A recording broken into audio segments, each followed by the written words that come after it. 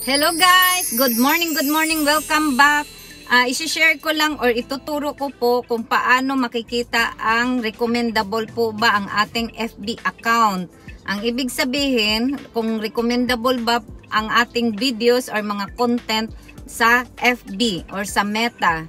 Then, dito natin makikita, dito po ituturo ko po sa inyo. Simpleng turo lang po ito, simpleng ideas lang po ito kung paano at saan natin makikita yung recommendable. Okay?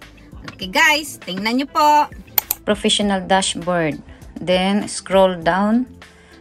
Profile recommendation, pindutin nyo yan. Then, mapunta po tayo dito sa recommendable. Recommendable din po daw ang aking videos or content. Yung profile ko daw maipakilala sa panglahatan. May posibilidad. Kaya ito, pinakikita ko, ito ay inspiration ito sa mga katulad ko. Then, punta tayo sa monetization. Then, pindutin po yan. Titingnan natin kung may stars po ba ako.